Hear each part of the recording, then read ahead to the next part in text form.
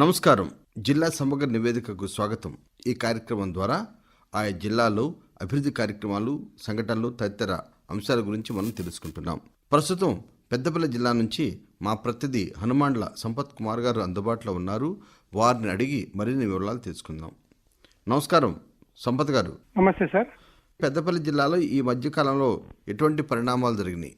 పెద్దపల్లి జిల్లాలో ఈ మధ్య కాలంలో అనేక సంఘటనలు చోటు చేసుకున్నాయి. పార్లమెంట్ ఎన్నికల్లో వివిధ పార్టీల అభ్యర్థులను ప్రకటించారు. వీరితో పాటు స్వతంత్ర అభ్యర్థులు, వివిధ రాజకీయ పార్టీలు కూడా పోటీ చేయడానికి ఉత్సాహంగా ఉన్నారు. సో జిల్లాలో ఓటర్ అవగాహన కార్యక్రమాలు చురుకుగా కొనసాగుతున్నాయి. పెద్దపల్లి పార్లమెంట్ నియోజకవర్గంలో మొత్తం 7 అసెంబ్లీ నియోజకవర్గాలు ఉన్నాయి. 15,97,000 మంది ఓటర్లు ఉన్నారు. పెద్దపల్లి జిల్లా వ్యాప్తంగా ధాన్యం కొనుగోలు చురుకుగా కొనసాగుతున్నాయి. అదేవిధంగా తీసుకుంటే పెద్దపల్లి జిల్లాలో ఈ మధ్యకాలం ఎండలు పెరగడంతో జిల్లా యంత్రాంగం, జిల్లా కలెక్టర్ ప్రజలకు ప్రత్యేక సూచనలు చేశారు. ఇవి ఈ మధ్యకాలంలో చోటు చేసుకున్న ప్రధాన సంఘటనలు. పెద్దపల్లి పార్లమెంటు నియోజకవర్గంలో ఏ పార్టీ అభ్యర్థులు బరిలో ఉన్నారు?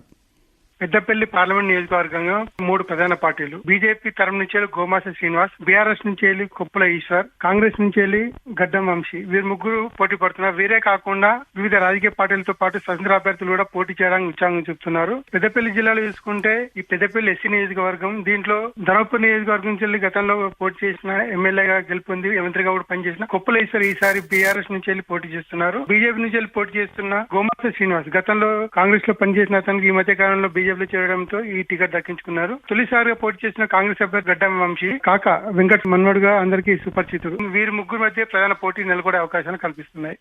జిల్లాలో ఓటర్ అవగాహన కార్యక్రమాలు ఏ విధంగా జరుగుతున్నాయి?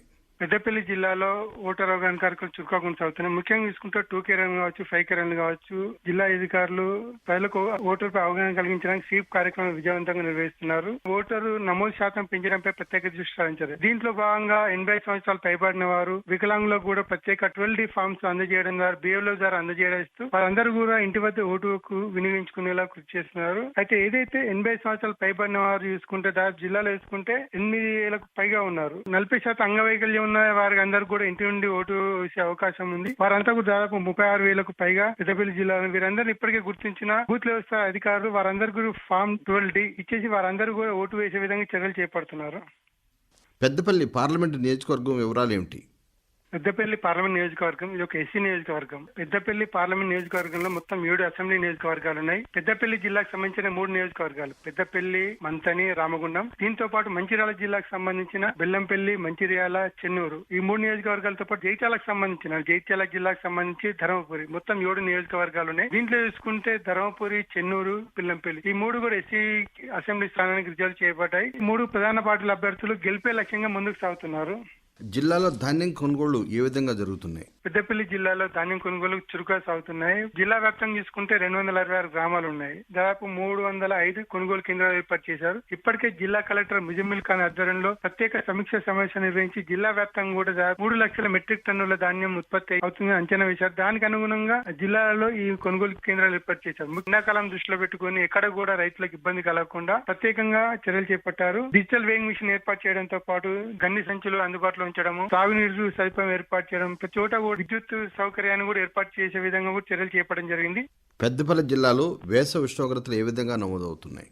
పెద్దపల్లి జిల్లాలో మార్చి చివరి వారం కావచ్చు, ఏప్రిల్ మొదటి వారం కావచ్చు, ఇప్పటి వరకు కూడా ఎండలు దాదాపు 40 డిగ్రీలు దాటిన సందర్భాలు ఉన్నాయి. అయితే దీన్ని అంతా దృష్టిలో పెట్టుకుని రానున్న రోజుల్లో మరింత ఎండలు ఉండే అవకాశాన్ని నేపథ్యంలో జిల్లా కలెక్టర్ ముజమ్మిల్ ఖాన్ జిల్లా అధికారులతో సమీక్ష సమావేశం నిర్వహించారు. ప్రజలకు ఈ సమీక్ష సమావేశం ద్వారా ప్రజలకు పలు సూచనలు చేశారు. 12 గంటలు దాటిన తర్వాత 4 గంటల లోపు ఈ మధ్య కాలంలో ఎవరు కూడా బయటకు అత్యవసరం అయితే తప్పగానే బయటకు రావు. ఈ గ్రామీణ ఉపాధి హామీ పథకం సంబంధించి ఎక్కడైతే ఎండలు ఎక్కువగా ఉంటాయో ఆ చోట్ల పనులలో సమయం చేంజ్ చేసుకోవాలని చెప్పి ఆ సంబంధిత అధికారులకు సూచించడం జరిగింది.